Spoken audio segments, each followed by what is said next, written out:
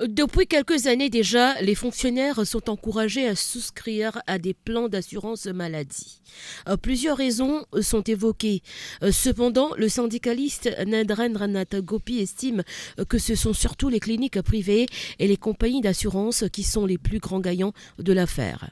Mushrooming de la clinique privée là, il fait à travers l'assurance médicale que le gouvernement a amené pour les officiers publics. Aujourd'hui, on trouve une compagnie d'assurance et donne la facilité de l'assurance médicale. Qui fait, basé là, ça, c'est qui une clinique privée et commence à monter parce que les autres connaissent, on n'a pas pour essayer d'en poste pour payer. Alors, les autres cas, c'est un gros cas parce que c'est l'assurance qui peut payer ça. Alors, pour moi, c'est toute une stratégie, une politique qui finit à mener. Il bien travaille, ça, il bien pensé, il bien travaille. Nous, on a pour notre clinique privée, nous faisons la co et une compagnie d'assurance couverte par des gens, nos cliniques privées pour continuer à rouler. C'est cette spirale-là qui nous rentre.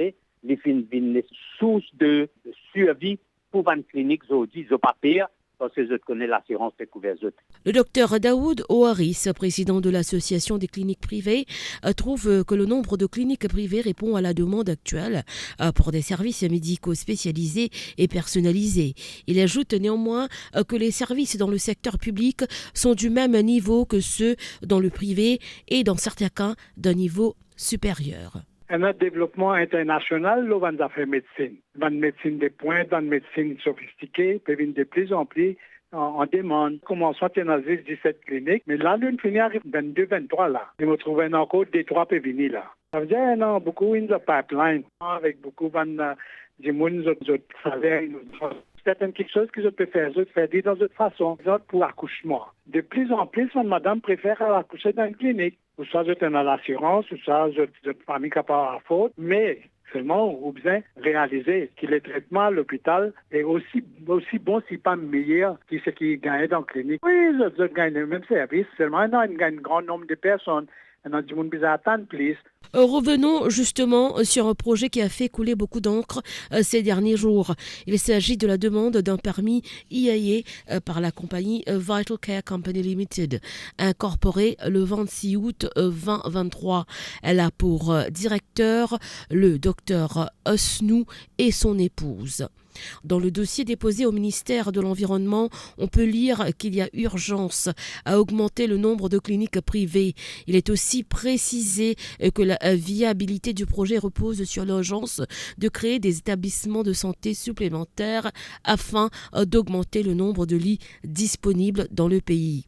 Le document précise aussi que le gouvernement a investi massivement dans le secteur de la santé, mais qu'à lui seul, il ne pourra pas fournir les soins attendus par la population.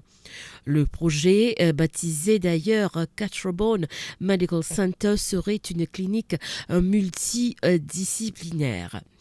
Coïncidence ou pas, ces dernières années, plusieurs proches du gouvernement investissent dans des cliniques privées. Il y a eu Dr Zuber Jumaï, conseiller au Prime Minister's Office, et maintenant le Dr Anwar Hosnou. Y a-t-il quelconque conflit d'intérêts? Nous avons sollicité Maître Ramavalaiden, ancien Attorney General, sur ce sujet. Le ministre est un PPS. Une fois qu'ils ont fait précisément, ils ont besoin de les autres formes de revenus. C'est-à-dire qu'ils direct ou indirect, ils ont besoin de pas gagner aucun revenu. Deuxièmement, un ministre, il a besoin de sur l'intérêt côté à chaque fois. Et il y a plus pour le PPS. Besoin de un conflit d'intérêt. On connaît pour moins ce qui ça, du monde dans le service civil, sans qu'ils aient n'en a affaire avec le business ou le business, ils trouvent eux paient du travail et ils poursuivent devant la cour intermédiaire. Un autre aspect qui est important, c'est l'aspect éthique.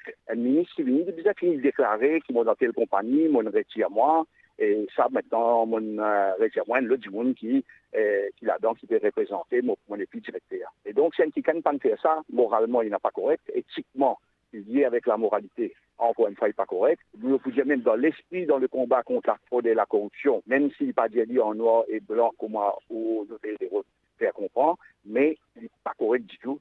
Pour l'heure, le débat sur la qualité des services au sein des institutions de santé publique reste d'actualité.